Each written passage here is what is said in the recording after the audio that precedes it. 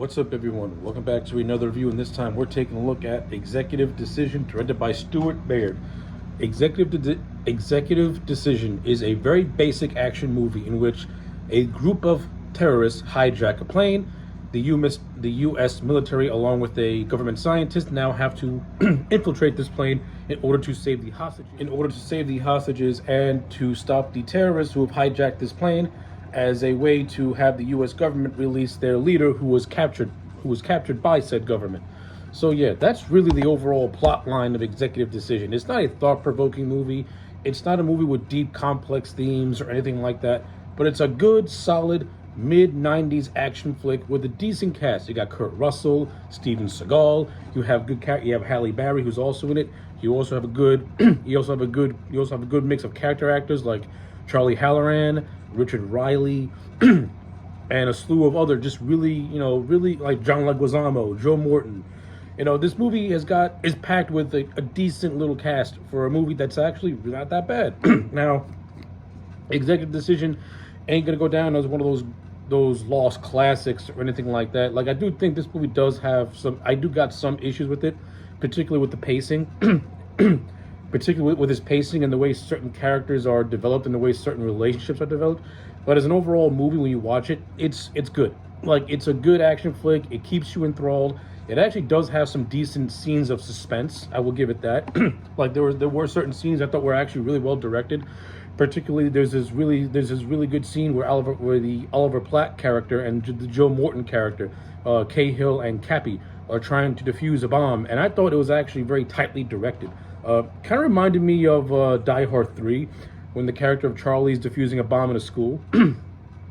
And yeah, I like the scene.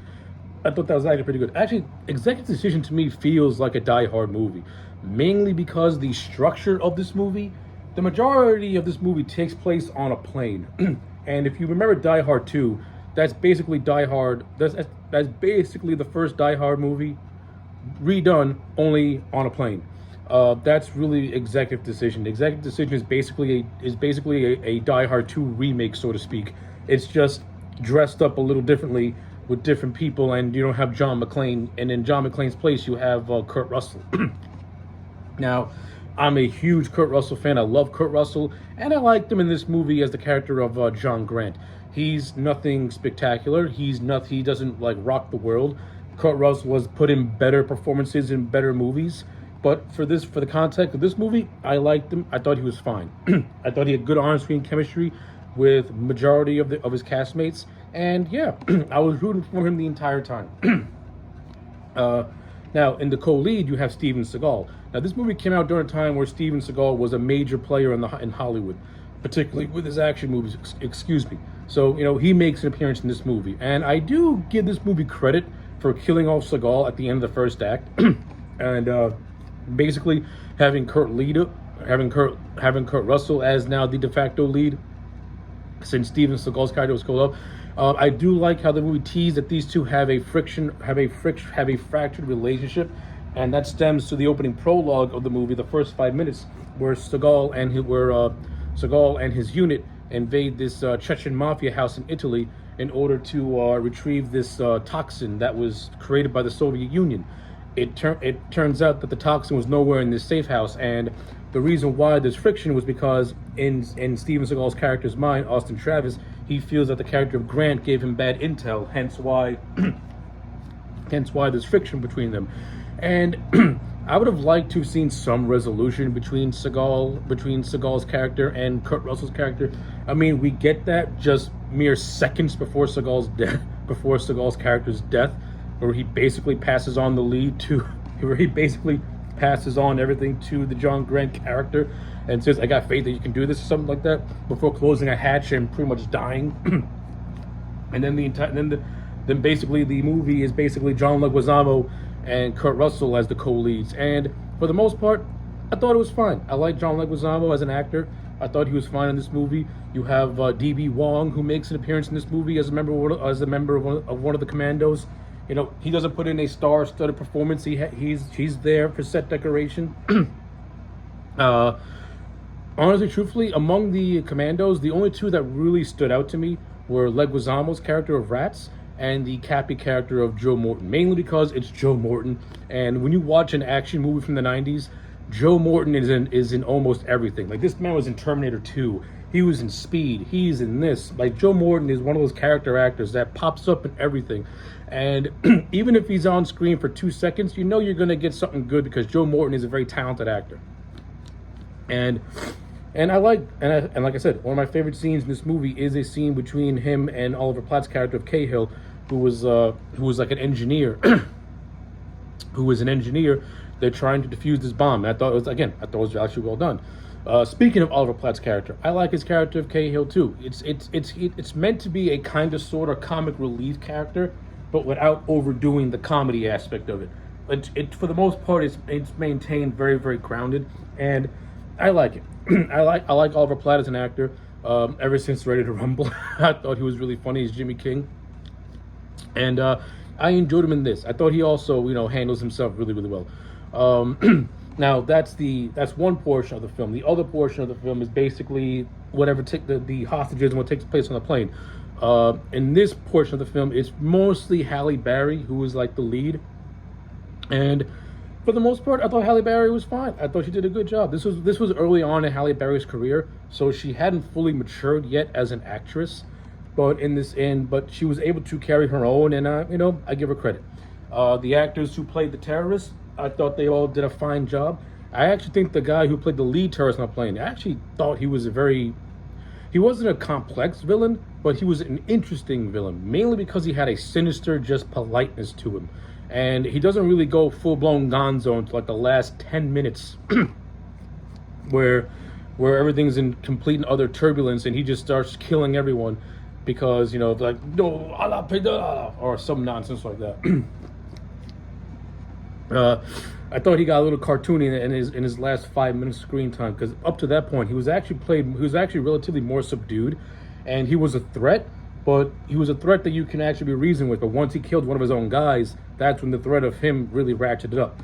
But again, I think he went too cartoony in the last 5 minutes, where he just takes his gun and starts spraying everything with bullets, killing the 2 pilots, which leads to Kurt Russell and Halle Berry trying to land the plane in a scene that goes on way too longer than it should. Like Stuart Bayard really stretched out the climax of the climax of this movie, and to the point where I was like, okay, come on, we gotta speed this up already.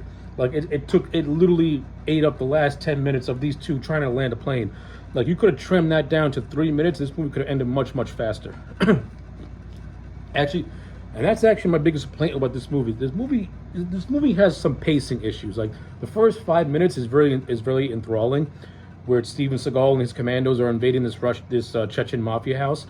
That was nice, and it wasn't anything dynamic or anything like that. But it was a nice way to start the film off with a bang. And then once that happened, you have a lot of lull moments, mainly because you're setting up the plot, the story of the characters, and things like that.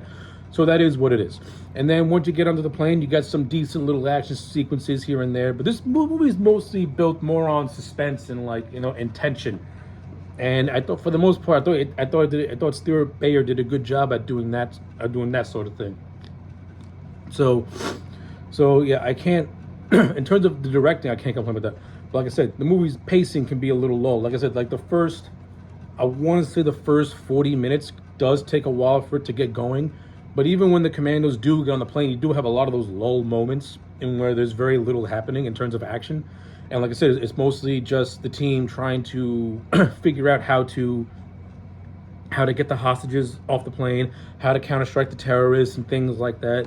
So you have a lot of those lull moments, and to an average moviegoer, they can look at it as dull and stuff like that. And maybe for the most part it is dull. Like, even though I thought Stuart Bayard did a decent job directing, he's not Alfred Hitchcock, where you can turn those dull moments into like edge of your seat, just like suspense moments. And that's where I think Stuart Bayard maybe was biting off a little bit more than he can chew. Like, he's no Alfred Hitchcock. He doesn't have that suspense, and these characters aren't that well drawn where you can be sucked in to that suspense. That's why I think this movie, if you'd have shaved 15 to 20 minutes off this movie, it would have been much more tighter paced for me. And definitely trimmed down the ending of Halle Berry and Kurt Russell trying to land the plane, because that went on. Like I said, that went on. I felt like it was going on for 20 minutes. I was like, okay, come on now, we gotta speed this up already. But as an overall package, executive decision does do some interesting things. Like I said, I like the idea of killing off Steven Seagal's character in the first act. Like, that instantly creates a threat, and that's actually a nice little throwback to Psycho and Alfred Hitchcock, because Alfred Hitchcock was one of the first directors to take a major star and then kill him off at the midway point of their movie. Stuart Bayer did that with Steven Seagal. He killed him off in like the first 30 to 40 minutes, and basically Kurt Russell is the one that is the character that we're following. And for the most part, I thought Kurt Russell, like he always does, did a good job at pretty much helming this movie as its lead. And he was backed by a pretty decent supporting cast also. He had a decent director in Stuart Bayard. You have a movie that has some good action sequences, some decent suspense in a lot of scenes. I like the contrast between the U.S. government and the terrorists. I like how the U.S. government was going to order a strike on this plane with passengers, and it's actually Kurt Russell's character and the grunts who figured out a way to do Morse code to buy them more time. You know, like, you do got some good little moments here and there. And the action sequences that this movie does have, they're nothing all that spectacular, but they're decent and they're fun to watch, and I'll give it that. So, as an overall package, Executive Decision to me gets a solid 6.5 out of 10. It's a nice, solid 90s action movie. It's nothing fancy, it's nothing special. You're not going to remember it when you finish watching it, but you will be entertained while you're viewing it. So yeah, 6.5 out of 10 for Executive Decision. Let me know your thoughts in the comment sections down below. Like the video and subscribe, and I'll check you back next time for more.